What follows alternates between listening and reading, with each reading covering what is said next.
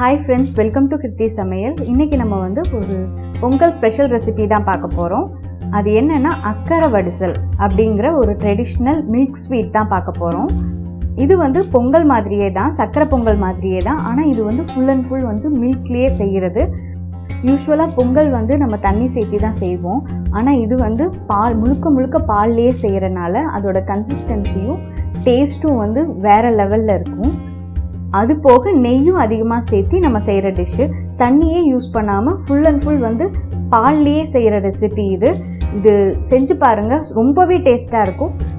அப்புறம் இந்த சேனலை சப்ஸ்கிரைப் பண்ணாதவங்க சப்ஸ்கிரைப் பண்ணிக்கோங்க, பக்கத்தில் இருக்க பெல் ஐக்கான் கிளிக் பண்ணிக்கோங்க. அப்போ தான் வர லேட்டஸ்ட் அப்டேட் உங்களுக்கு கிடைக்கும். இப்போ நம்ம வீடியோக்குள்ளே போயிடலாம். இப்போ இது செய்கிறதுக்கு தேவையான இன்க்ரீடியன்ட்ஸ் பார்த்துடலாம். ஃபஸ்ட்டு வந்து அரிசி எடுத்திருக்கேன். அரிசி வந்து 1 கப் அளவுக்கு பச்சரிசி எடுத்திருக்கேன். அதுக்கப்புறம் வந்துட்டு பாசிப்பருப்பு வந்து 1 டேபிள் ஸ்பூன் அளவுக்கு நான் எடுத்திருக்கேன். அப்புறம் வந்துட்டு பால் வந்து ஒரு 1 லிட்டர் அளவுக்கு நான் எடுத்திருக்கேன். தண்ணி சேர்த்தாம காய்ச்சி எடுத்து வச்சிருக்கேன். அதுக்கப்புறம் நெய் வந்துட்டு ஒரு 5-6 டேபிள் ஸ்பூன் அளவுக்கு நெய் எடுத்து வச்சிருக்கேன். முந்திரி பருப்பு வந்து 1 பிடி அளவுக்கும், ட்ரை கிரேப்ஸ் வந்து 1 பிடி அளவுக்கு எடுத்து வச்சிருக்கேன். ஏலக்காய் பொடி வந்து ஒரு 1/4 டீஸ்பூன் அளவுக்கு நான் எடுத்திருக்கேன். பச்சை கற்பூரம் வந்து சின்னதா ஒரே ஒரு கல் அளவுக்கு எடுத்திருக்கேன். சக்கரை வந்து 1 டேபிள் ஸ்பூன் அளவுக்கு எடுத்து வச்சிருக்கேன். அதுக்கப்புறம் வெல்லம் வந்து 1 கப் அளவுக்கு நான் எடுத்திருக்கேன். 1 கப் அளவு அரிசி எடுக்கிற அதே அளவு வெல்லமும் நான் எடுத்து வச்சிருக்கேன். இந்த இன்க்ரீடியன்ஸ் வச்சு தான் செய்ய போறோம். இப்போ நம்ம வீடியோக்குள்ள போயிடலாம். இப்போ அடுப்புல வந்து பேன் வச்சுக்கலாம். இப்போ என்ன பண்ண போறோம்னா, அரிசியும் பாசிப்பருப்பையும் வந்து ட்ரை ரோஸ்ட் பண்ணி எடுத்து வச்சுக்க போறோம். பாசிப்பருப்பு வந்து 1 டேபிள் ஸ்பூன் அளவுக்கு எடுத்திருக்கேன், அது உள்ள சேர்த்திடலாம். அரிசியும் வந்துட்டு ஒரு கப் அளவுக்கு அதுவும் சேர்த்திடலாம். இப்போ இது ரெண்டையும் நல்லா பச்சை வாசம் போக நல்லா வறுத்து எடுத்துக்கோங்க, கறியை விட்டுற வேண்டாம். இந்த 1 கப் அரிசிக்கு வந்து பாசிப்பருப்பு வந்து 1லேருந்து 1.5 டேபிள் ஸ்பூன் அளவுக்கு நீங்கள் ஆட் பண்ணிக்கலாம். இது நல்லா வறுத்தாச்சு, நல்லா மணம் வருது. இந்த டைமில் வந்துட்டு நம்ம ஆஃப் பண்ணிக்கலாம். இப்போ இந்த அரிசி பருப்பை வந்து நல்லா கழுவி எடுத்து வச்சுக்கலாம். இப்போ வந்து அடுப்பில் ஒரு குக்கர் வச்சுக்கலாம்.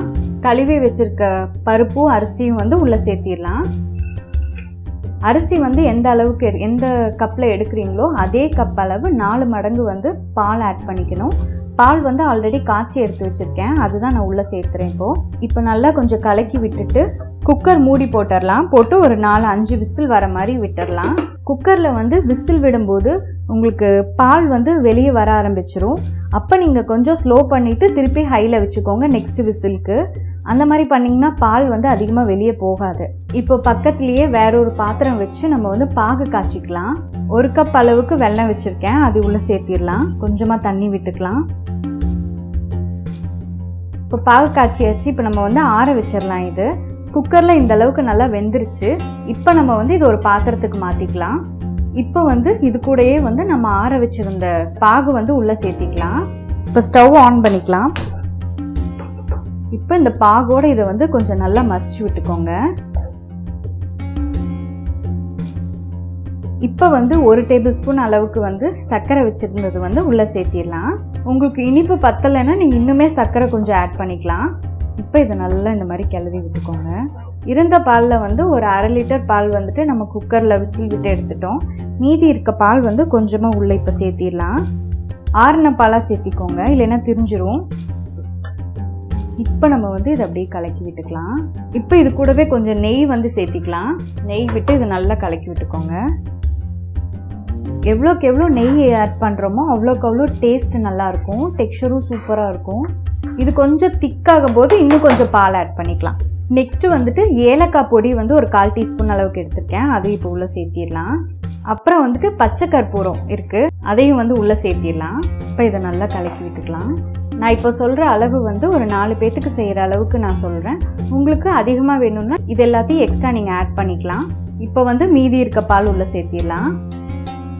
இது வந்து சுண்டட்டும், அதுக்குள்ளே நம்ம வந்து முந்திரி பருப்பெல்லாம் வந்து நம்ம தாளித்து எடுத்துக்கலாம். இப்போ தாளிக்கிறதுக்கு வந்துட்டு ஒரு 2 டேபிள் ஸ்பூன் அளவுக்கு நெய் வந்து உள்ளே விட்டுடலாம்.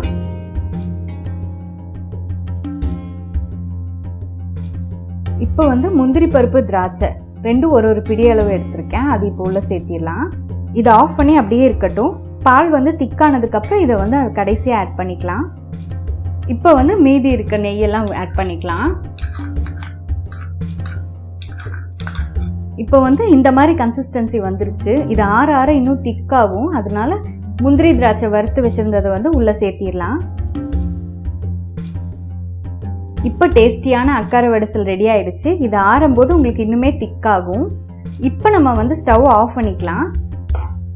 இப்போ டேஸ்டியான அக்கார வடிசல் ரெசிபி ரெடி ஆகிடுச்சு. இதை ட்ரை பண்ணி பாருங்கள். எப்படி இருக்குங்கிறத கமெண்ட் செக்ஷனில் சொல்லுங்கள். அப்புறம் இந்த வீடியோ உங்களுக்கு பிடிச்சிருந்ததுன்னா லைக் அண்ட் சப்ஸ்கிரைப் பண்ணுங்கள். தேங்க்யூ.